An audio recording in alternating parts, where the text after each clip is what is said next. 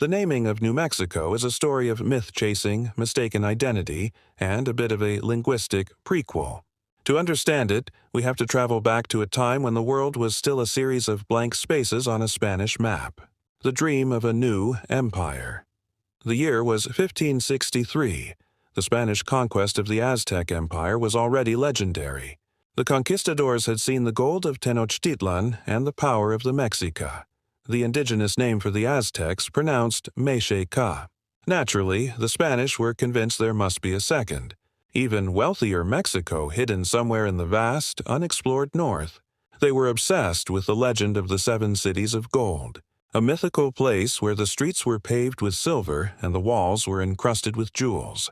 Francisco de Ibarra and the coining of the name Enter Francisco de Ibarra. He was a young, ambitious explorer commissioned to explore the lands north of Zacatecas, modern-day northern Mexico. As Ibarra pushed into the rugged mountains and high deserts, he encountered various indigenous peoples. While he didn't find the gold he was looking for, he returned to the colonial capital claiming he had found a land of great potential. He began referring to these northern territories as Nuevo Mexico. In his mind, he wasn't naming it after a country, because the country of Mexico didn't exist yet. He was naming it after the Mexica people, essentially saying, "I have found the new land of the Aztecs." The official stamp, 1598. For decades, New Mexico was just a vague term for the great unknown to the north. It wasn't until 1598 that the name became official.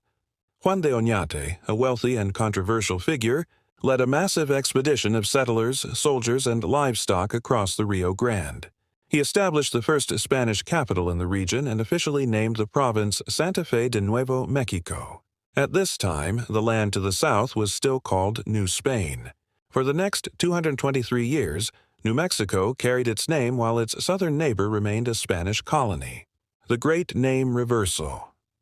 The story takes a strange turn in 1821. After a long and bloody war, the colony of New Spain finally won its independence from the Spanish crown.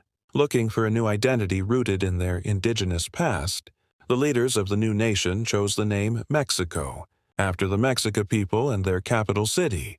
Suddenly, the New Mexico was much older than the original Mexico. Transition to U.S. statehood. After the Mexican-American War ended in 1848, the United States took control of the region. There was some debate about what to call it. Some suggested Cyrus or Arizuma, but the name Nuevo Mexico had been used by the people living there for nearly 300 years.